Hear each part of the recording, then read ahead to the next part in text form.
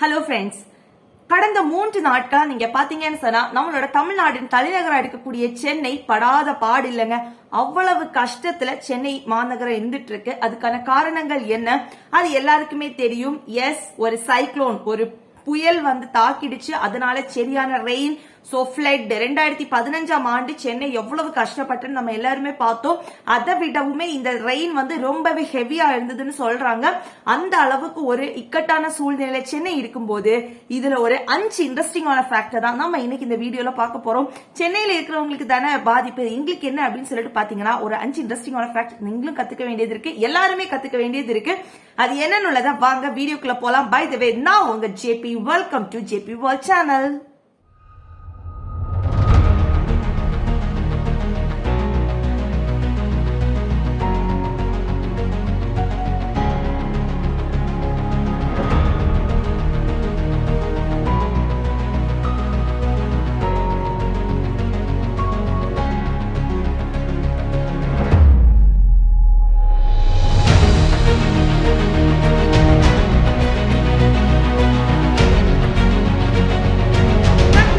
என்னன்னு சொல்லிட்டு பாத்தீங்கன்னு சொன்னா, மிச்சுவாங் சொல்லக்கூடியது வந்து ஒரு மியான்மர்ல உள்ளவங்க அந்த புயலுக்கு ஒரு பேர் வச்சிருக்காங்க. அந்த பேர் தான் வந்து மிச்சுவாங். மியான்மர் நாட்டு மக்கள் வச்ச பேர் தான் இந்த மிச்சுவாங்னு சொல்லக்கூடிய ஒரு பேரா இருக்குது.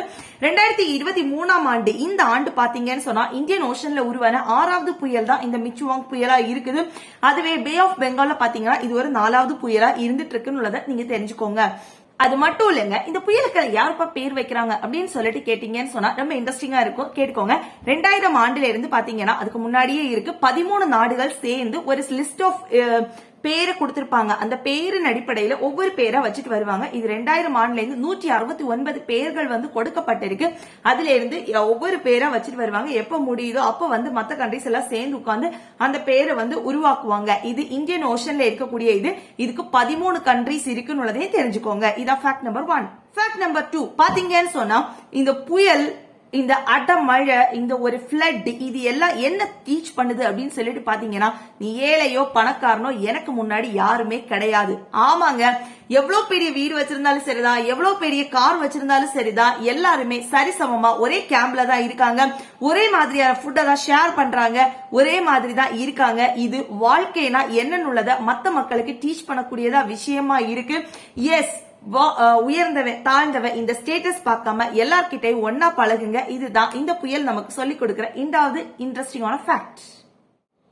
தேர்ட் இன்ட்ரெஸ்டிங்கான ஃபேக்ட் என்னன்னு சொல்லிட்டு பாத்தீங்கன்னு சொன்னா, நம்மளோட மாண்புமிகு chief minister, Tamil Nadu chief minister M K. Stalin வந்து சொல்லியிருந்தாங்க, 4000 கோடி ப்ராஜெக்ட்ல வந்து இந்த ரெயின் வாட்டர் வந்ததுன்னு சொன்னா சீக்கிரம் ட்ரைன் ஆகுறதுக்கு ட்ரைனேஜ் சிஸ்டம் எல்லாம் ப்ராப்பரா இருக்கு அப்படின்னு சொல்லிட்டு பயங்கரமா அந்த விஷயத்த சொல்லியிருந்தாங்க. ஆனா ஒரு நாள் மழைக்கே தண்ணி இந்த அளவுக்கு வந்துடுச்சு, என்ன ட்ரைனேஜ் சிஸ்டம் சொல்லிட்டு நிறைய கொஸ்டின் மார்க் கேட்டிருந்தாங்க. பட் நம்ம சீஃப் மினிஸ்டர் இன்னைக்கு அதுக்கு தெளிவான ஒரு எக்ஸ்பிளனேஷன் கொடுத்திருந்தாங்க. அதனாலதான் அந்த ஒரு ப்ராஜெக்ட்னாலதான் இன்னைக்கு சீக்கிரமா சென்னையில இருந்து தண்ணி எல்லாம் வடிஞ்சு ஏரி அந்த மாதிரி எல்லா இடத்துக்கு போயிருக்கு. அதனால அந்த ப்ராஜெக்ட் வந்து வேல்யூபிள் அப்படின்னு சொல்லிட்டு சொல்லி இருந்தாங்க. பட் எனக்கு ஒரு சந்தேகம் சார், என்ன விஷயம் வேற ஒண்ணும் இல்ல, எல்லா விஷயத்தையும் ஸ்டேட் லெஜிஸ்லேட்டிவ் அசம்பிளில நீங்க சப்மிட் பண்ற மாதிரி இதோட ப்ராஜெக்டுக்கான எல்லா டீடைல்ஸையும் சப்மிட் பண்ணீங்கன்னா ரொம்ப நல்லா இருக்கும். நம்பர் 4 பாத்தீங்கன்னு சொன்னா, எனக்கு இது ரொம்ப பிடிச்ச ஒரு ஃபேக்டா இருந்தது. என்ன விஷயம் சொன்னா, நம்ம சீஃப் மினிஸ்டர் வந்து அவர் வந்து ஒரு கட்சியில இருக்காரு. ஆனா ஆப்போசிட் கட்சி பிஜேபி வந்து அவர் வந்து காங்கிரஸோட கூட்டணியில் இருக்கக்கூடிய ஒரு பர்சன். பட் பிஜேபி ஒரு ஆப்போசிட் கட்சி. ஆனா மத்திய அரசுல அவங்க இருக்கிறாங்க. அவர் எந்த ஒரு ஹெசிடேஷனும் இல்லாம எங்களுக்கு 5000 கோடி வந்து இதுக்கு நிதி வேணும்னு சொல்லிட்டு கேட்டிருக்காங்க. அதே மாதிரி எந்த ஒரு இஷ்யூ வந்ததும் உடனே வந்து மத்த கட்சிகளுக்கு எல்லாம் அதை சொல்லுறாங்க. எல்லாரும் வந்து உதவி செய்யறதுக்கு அழைப்பு விடுக்கிறது. இது எல்லாம் பார்க்கும்போது உண்மையிலே ஒரு சீஃப் மினிஸ்டர் பார்க்கும்போது அவரோட அந்த டெசிக்னேஷனுக்கு அவர் கரெக்டா இருக்காருன்னு சொல்லிட்டு தோணுச்சு. ஏன்னா நார்மலா மத்தவங்க பாத்தீங்கன்னா இதுக்கு முன்னாடி 2015 ரெயின் எல்லாம் வந்த போது எதிர்கட்சியை கூட்டுங்க, இந்த மாதிரி நிறைய விஷயங்கள் பண்ணுங்கன்னு சொல்லிட்டு ஆப்போசிட் பார்ட்டிஸ் சொல்லும் போது கூட அந்த ஆளும் கட்சி வந்து அதை பத்தி எந்த வித கேருமே எடுக்காம இருந்தாங்க. அதனாலேயே நிறைய குற்றச்சாட்டுகள் வந்தது. ஆனா இந்த ஒரு விஷயத்துல வந்து ரொம்பவே நீட்டா எல்லாத்தையும் பிளான் பண்ண மாதிரி இருந்தது. கரெக்டா எலக்ட்ரிசிட்டி எல்லா விஷயத்தையும் கரெக்டா கேன்சல் பண்ணாங்க. 2015ல பாத்தீங்கன்னா 190 பர்சன்ஸ் வந்து இறந்திருந்தாங்க. ஆனா இன்னைக்கு வந்து வெறும் 8 பேர் தான் இறந்திருக்காங்க. அதுவுமே ஒரு பெரிய நம்பர் தான். பட் கம்பேர் பண்ணும்போது 2015 ரெயினை கம்பேர் பண்ணும்போது இன்னைக்கு இருக்கக்கூடிய ரெயின் வந்து ரொம்பவே ஜாஸ்தியா இருந்த பிறகும் நம்மளோட உயிர் சேதம் வந்து ரொம்பவே கம்மியா இருக்கு. அதுக்கு காரணம் வந்து நம்ம சீஃப் மினிஸ்டர் எடுத்த ஒரு பயங்கரமான ஒரு ஸ்டெப்ஸ் சொல்லலாம். சோ அவருக்கு ஒரு பயங்கர ஹேட்ஸ் ஆஃப். ஐந்தாவது இம்பார்ட்டன்டான ஃபேக்ட் என்னன்னு சொல்லிட்டு பாத்தீங்கன்னு சொன்னா ஒரு குறள் தான் ஞாபகம் வந்தது, சொல்லிடுறேன்.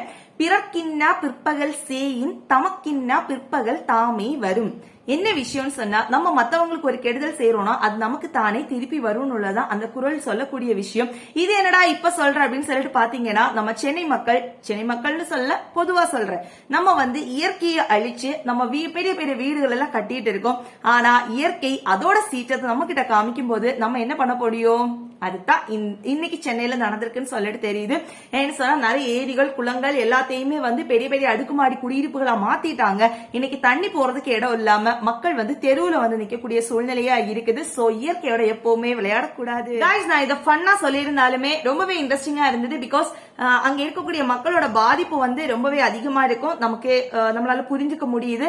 அதே நேரத்துல நிறைய தன்னார்வலர்கள் நிறைய ஸ்டேட் விட்டு ஸ்டேட் எல்லாம் வந்து ரொம்பவே ஹெல்ப் பண்ணாங்க. நம்ம கோவையில இருந்து கூட நிறைய பேர் போய் ஹெல்ப் பண்ணாங்க. அவங்களோட அந்த மாதிரி ஃபுட் அனுப்புறது, மெடிக்கல் எக்ஸ்பென்ஸ் எக்கச்சக்கமா நிறைய உதவிகள் பண்ணாங்க. எல்லாருக்குமே ரொம்ப ரொம்ப ரொம்ப நன்றி நம்ம சொல்லிதான் ஆகணும். எல்லாரையும் நம்ம அப்ரிஷியேட் பண்ணிதான் ஆகணும். தான் ஆடாவிட்டாலும் தன் சதை ஆடும் அப்படின்னு சொல்லிட்டு சொல்லுவாங்க. அதே மாதிரிதான் நமக்கு பாதிப்பு இல்ல அப்படின்னு சொல்லிட்டு பார்த்தாலுமே நம்மள மாதிரி ஒரு ஹியூமனுக்கு இருக்கக்கூடிய பாதிப்பை நம்மளோட பாதிப்பா நினைச்சு அவங்களுக்காக உதவி செய்யற எல்லாருக்குமே ரொம்ப ரொம்ப ரொம்ப நன்றி சொல்லிக்கிட்டு இந்த வீடியோவை நிறைவு செய்யறேன். இந்த வீடியோ பிடிச்சிருந்துன்னு சொன்னா மறக்காம லைக், ஷேர், சப்ஸ்கிரைப் பண்ணி எனக்கு சப்போர்ட் பண்ணுங்க. Bye, see you in the next video.